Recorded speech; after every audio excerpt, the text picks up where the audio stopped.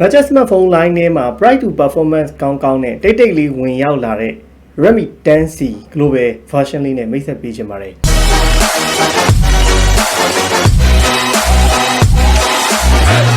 Redmi 10C global version ကဘာလို့စိတ်ဝင်စားနေကြလဲဆိုရင်သူ့မှာပါဝင်တဲ့ SoC Snapdragon 680ဟာကျွန်တော်တို့ယခုဈေးတန်း3သိန်းနဲ့4သိန်း3သိန်းနဲ့4သိန်းအထက်မှာမှရရှိနိုင်တဲ့ Snapdragon 680ကို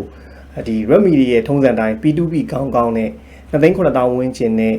ရရှိအောင်ထုတ်ပေးလိုက်တယ်ပေါ့ဘာလို့လဲဆိုတော့ဒီ Redmi 10C ရဲ့ SoC Snapdragon 680ကိုသုံးကျင်တဲ့ဟိတ်ဆိုရင်သူတို့ Redmi series မှာပဲ Note series က Note 11 global version မှာတက်ဆင်ပေးထားပြီးအခု Realme ကနေပြီးတော့အသစ်ထွက်လာတဲ့ Realme 9i မှာဆိုရင်လည်းဒီ Snapdragon 680ကိုအသုံးပြုပေးထားပြီးဈေးနှုန်းအနေနဲ့4သိန်းရှိတယ်ပေါ့နော်အဲ့တော့အဲ့ဒီ SoC ကိုကျွန်တော်တို့က2,900,000 ဝန်းကျင်နဲ့သုံးလို့ရနိုင်တယ် Redmi 10C ဟာဆိုရင်ကျွန်တော်တို့ Note 11 မှာသုံးထားတဲ့ SoC Snapdragon 680ကိုသုံးပြီးလိုက်တာစိတ်ဝင်စားစရာကောင်းတယ်ဒါအပြင်သူကကင်မရာမှာဆိုရင်လည်း dual camera setup ကိုတက်ဆင်ပေးထားပြီးတော့50 megapixel main camera ထုံးစံတိုင်းပဲ2 megapixel depth sensor နဲ့ကျွန်တော်တို့ selfie camera ကတော့5 megapixel selfie camera ကိုပဲတက်ဆင်ပေးထားပါတယ်နောက်ထပ်မိုက်တဲ့တစ်ချက်ဘာဖြစ်တုံးဆိုပုံမှန်ကျွန်တော်တို့ A series C series က second side ကတေးလေးပဲထွက်လေရှိတယ် 6.5 ဒါမှမဟုတ် 6.3 တေးလေးပဲထွက်လေရှိပေမဲ့ဒီ Redmi 10C series မှာဆိုရင်တော့သူရဲ့ second side က 6.71 inch နဲ့ second side တော်တော်ကြီးအနေထားကိုထုတ်ပေးလိုက်တယ် battery က 5000 mAh ပါဝင်ပြီးတော့သူ့ရဲ့ Arduino စနစ်က 18 watt quick charging support လုပ်တယ်ဒါပေမဲ့သူ့ရဲ့ဝမ်းနည်းစရာကောင်းတဲ့စိတ်မကောင်းစရာကောင်းတဲ့ချက်ကRedmi 10C ဖုန်းကိုဝယ်မယ်ဟေ့ဆိုရင် box ထဲမှာကျွန်တော်တို့10 watt charging ကောင်းပဲပါမယ်လို့ပြောထားပါတယ်အဲ့တော့ကိုကတကယ်လို့18 watt support နဲ့အလုပ်လုပ်ချင်တဲ့ဟိတ်ဆိုရင်တော့18 watt charging ကောင်းကိုတက်ဝယ်ပြီးအသုံးပြုရမှာဖြစ်ပါတယ်ဒီနေရာမှာထည့်ပြောတာစိုင်နေရနေပြီးတော့ထုတ်ထားတာလည်းမဟုတ်ပါဘူးသူ့ရဲ့ Xiaomi ဒီ Redmi official ကနေပြီးတော့စကလေးက10 watt charging ကောင်းကိုပဲထည့်ပေးလိုက်တာဖြစ်ပါတယ်ပုံစံအသွင်ပြင်ဒီဇိုင်းသားနာကိုကျွန်တော်တို့ဒီ unbox လုပ်ပြီးအတူတူကြည့်ပါမယ်ဒီနေရာမှာတစ်ချက် Snapdragon 680ကိုသုံးတဲ့ user တွေကိုထည့်ပြောချင်တာဒီ Snapdragon 680က performance အသာပေးပြီးတော့အရင်ကျန်းနေအောင်ထုတ်ထားတဲ့ SoC တခုမဟုတ်ဘူးသူက6 nanometer architecture နဲ့တိစောက်ထားပြီးတော့ဒီ power စားသုံးမှုအပိုင်းကိုအဓိက short ချပေးပြီးတော့ကျွန်တော်တို့တကယ် daily usage သုံးတဲ့အခါမှာ power စားသုံးမှုအနည်းဆုံးဖြစ်အောင်လုပ်ပေးထားတယ်ဒီကျွန်တော် graphic ပိုင်း GPU ဘာညာမှာတော့အရင်662တို့မှာသုံးထားတဲ့ Adreno 610 610ကိုပဲပြန်ပြီးသုံးပေးထားတယ်ပေါ့အဲ့တော့ performance ကတော့ကျွန်တော်တို့တိကျတက်ပြန်ပြီးတော့ compare တွေလုပ်ပြီးတော့အရင်လိုပဲကျွန်တော်တို့စမ်းပြပါမယ်ဘယ်လောက်ထိgame တွေတော့ရင်ပါရတယ်ညာရဆိုတော့ကျွန်တော် video လေးတက်လာခဲ့ပါမယ်ဒီနေ့ကတော့လောလောဆယ် 10C unbox လေးကိုအတူတူကျွန်တော်တို့ကြည့်လိုက်ရအောင်ပါOkay ကျွန်တော်တို့ဒါကတော့ Redmi 10C global version လေးပါเนาะကျွန်တော်တို့ officially 12 year warranty ပါပါတယ် Redmi 10C global version ဖြစ်တဲ့အညီဒီစာသားတွေမှာဟလာကျွန်တော်တို့အင်္ဂလိပ်လိုတွေပဲရေးထားပါတယ် RAM 464ကို2,900,900နဲ့sorry 2,600,900နဲ့ဝယ်လို့ရမှာဆိုတော့2,900,000 ဝန်းကျင်နဲ့ဝယ်လို့ရမှာဖြစ်ပါတယ်အဲ့တော့เนาะကျွန်တော်အားလုံးကျွန်တော်တို့တရုတ်စာမပါပါဘူးဟလားအင်္ဂလိပ်စာနဲ့လာပါတယ်ဒါကတော့ကျွန်တော်ယူထားတာဒီ Note 11မှာပါတဲ့ Snapdragon 680ရဲ့ performance နဲ့ဒီမှာပါတဲ့ performance တွေကိုတစ်ချက်ဆန်းကျင်လို့ကြဲတော့ပေါက်ကြည့်ရအောင်ပါဒီမဲ့အဲ့မဲ့ကျွန်တော်တစ်ချက်ထည့်ပြောစရာရှိတာဒီ 10C မှာတိုးတက်လာတဲ့အချက်တွေကိုကျွန်တော်တို့အချမ်းပြောရမယ်ဟိဆိုရင်အဓိကတိုးတက်လာတာဘာတွေတိုးတက်လာတာလဲဆိုတော့သူက SoC ကို Note series မှာသုံးတဲ့ SoC ထည့်ပေးလိုက်တယ်ပြီးရင်ကျွန်တော်တို့ဒီသုံးထားတဲ့အထက်ကကျွန်တော်တို့ storage ပေါ့နော် storage ကိုပုံမှန်က eMMC ဒီ chip တွေထည့်တယ်ပေါ့နော်သုံးတယ်ပေါ့ဒီမှာတော့ကျွန်တော် UFS 2.2 သုံးပေးလိုက်တာဟာဒီကျွန်တော် mid range နေမှာပါပေါ့အရင်3-4သိန်းမှာပါတဲ့ဒီ mid range မှာ UFS 2.2 သုံးလိုက်တဲ့အတွက်ပို့ပြီးတော့ application တွေကို read write မှာပို့ပြီးတော့အတိအကျတာညံပြီးတော့ကောင်းလာနိုင်တယ်ပေါ့နော်ဒါကျွန်တော်တို့ Redmi 10C global version မှာ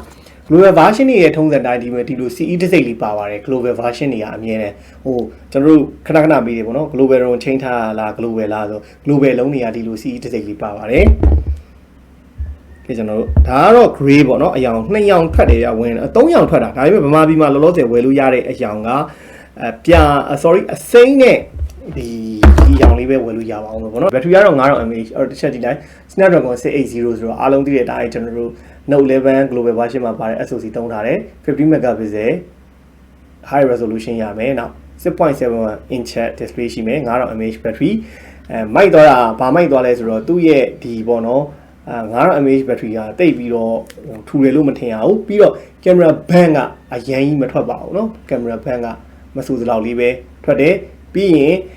ကျွန်တော်နောက်ကတော့ plastic bag ပဲပေါ့နော် plastic bag ပဲနောက်ဒီ speaker ကတော့ဒီမဲ့ကျွန်တော်တို့သူ mono speaker တစ်လုံးပဲပါမယ်ဒါပေမဲ့သူ့ရဲ့ website မှာကြော်ညာထားတာတော့ 40% ထိအရင် version ဆို 9C ထက် 40% ကျယ်တယ်လို့တော့ပြောတယ်ပေါ့ကျွန်တော်နားထောင်ကြည့်မယ်နော် Type C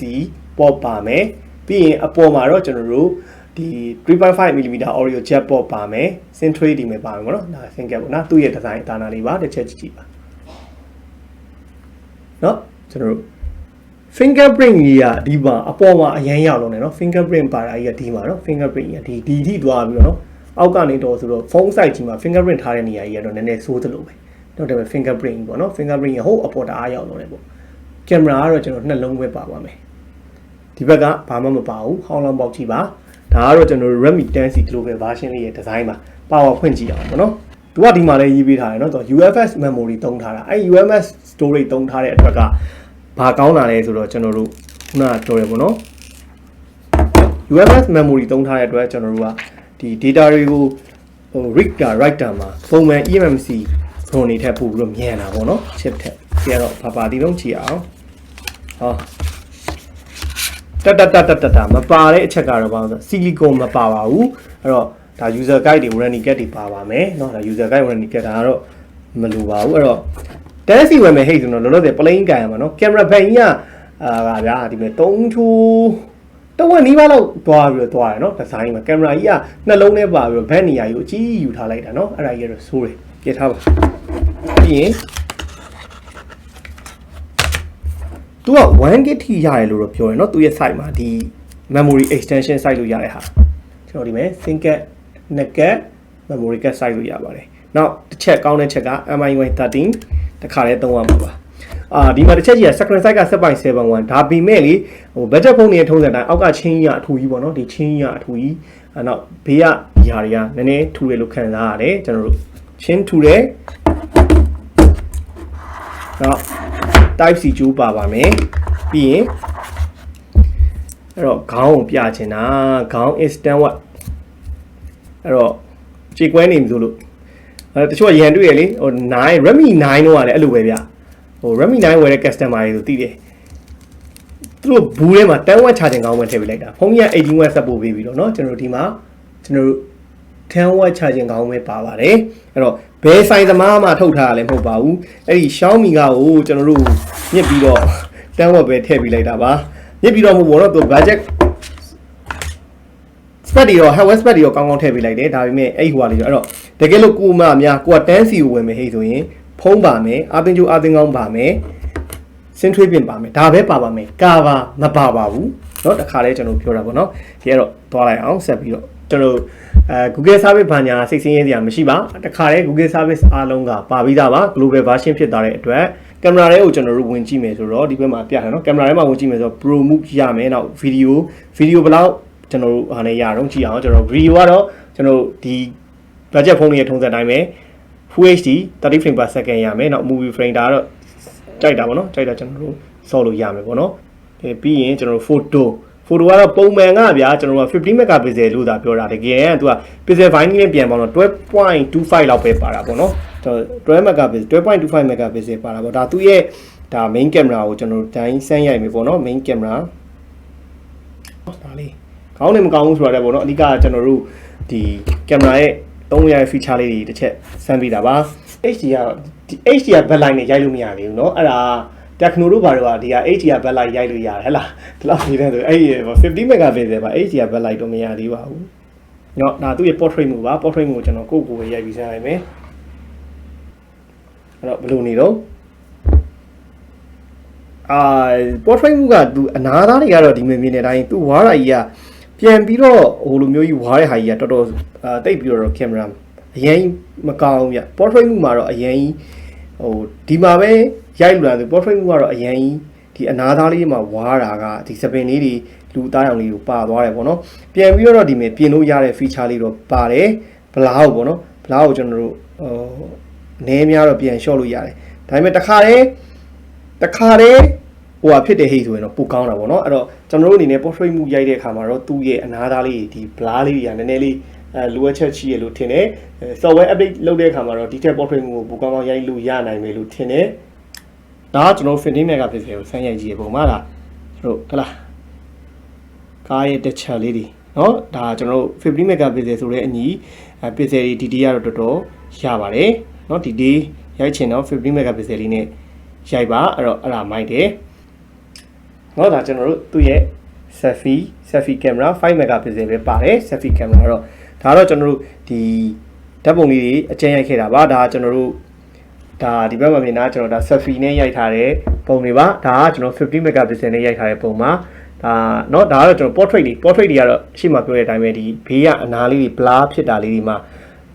မူရင်းပုံကသပင်လေးဆိုတဲ့သပင်လေးနည်းနည်း blur လုပ်တဲ့နေရာမှာနည်းနည်းလေးလိုအပ်ချက်ရှိတယ်လို့ပြောတယ်။နော်ဒါတော့ software update နဲ့ပဲသူတို့ရှင်းနိုင်မလားတော့မပြောတတ်ဘူး။ရုပ်ထွက်တဲ့ quality ပါအတန်ကတော့တိုးတယ်ဗျ။အရင်ကြီးမကြည့်ဘူးသူ့အတန်ဒီကောင်ကိုစမ်းနေကြ။လောတဲ့စမ်းသမျှဖုန်းကြီးထဲမှာတော့ဒီကောင်အတန်တိုးတယ်လို့ပြောလို့ရတယ်။သူကတော့အရင်ဟိုဟာတဲ့အရင် version နဲ့ 40% ကျေလာတယ်လို့ပြောတာပဲ။ကျွန်တော်ဒီဗီဒီယိုလောလောဆယ်ဖွင့်ကြည့်တဲ့ဖုန်းကြီးထဲမှာဒီကောင်အထူးဆုံးပဲ။တန်တိုးတယ်လို့ပြောလို့ရတယ်။ဘာလို့တနည်းကဆန်းကြီးတွေပူပန်းနေอยู่တော့ဒီတဲ့အတန်ချေတယ်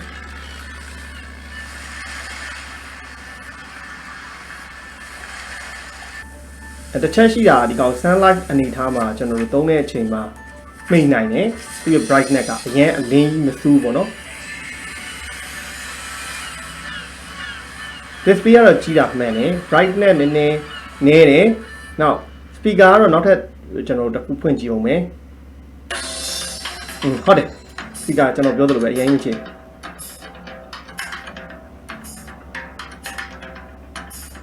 ဒီမဲ့အပန်အကုန်ပဲဒီတက်လေး share လို့မရဘူး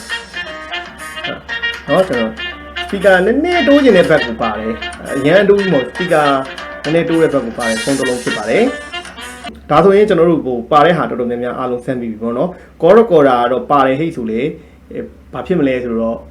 အတန်ဖန်းနေပါသည်ဆိုတော့အတန်ကတော့ထွက်ပါလိမ့်မယ်ဒါကတော့ media ရဲ့ global တွေ version တွေထုံးစံတိုင်းပါပဲအဲ့တော့ကျွန်တော်တို့ဒီ performance ဆိုတာကျွန်တော်တို့ဒီ performance ကဒီကောင်တဲ့ game တွေဘယ်လောက်ရတယ်ဟို